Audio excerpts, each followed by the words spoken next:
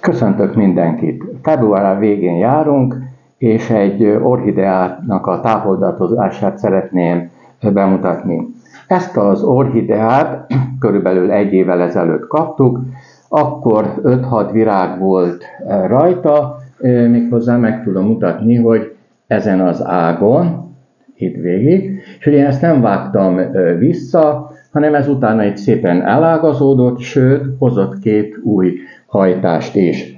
Ugye ez márciustól egészen a nyár közepéig virágzott, akkor dobta le az utolsó virágokat, majd egy kis nyugalmi állapotba került, és utána szépen elkezdett hajtani. A nyár folyamán főleg csalánlé oldattal próbáltam a tápanyag utánpótlását ellátni, most viszont ugye télen, mivel csallán nincsen, ezért máshogy kellett megoldani, és ezt szeretném most bemutatni, amit én felhasználok. Tulajdonképpen körülbelül egy ilyen deciliternyi vízbe, legjobb, hogyha ez esővíz, vagy akár ugye, ha ilyenkor hó van, a havat is, hogyha megolvasztjuk, az jó.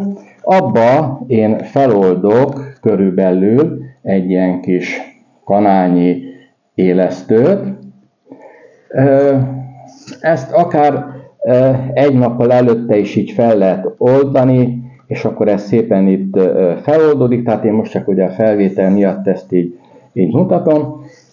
És mivel ugye a virágzáshoz főleg káliumra van szükség, ezért hát most egy ilyen kálium oldatot használok, ugye én ezt igazság szerint a szőlőre szoktam permetezni, levéltrágyaként, de ilyenkor ezt nagyon jól fel lehet használni, és ebből én már ilyen kis cseppentővel vettem ki, és akkor ebbe az oldatba 3-4 cseppet bele lehet tenni, nem kell túl sokat, és akkor ezt jól összekeverjük, és mondom, érdemes ezt akár 1-2 napig, hogy hagyjuk ázzon, és akkor az élesztő szépen kiázik.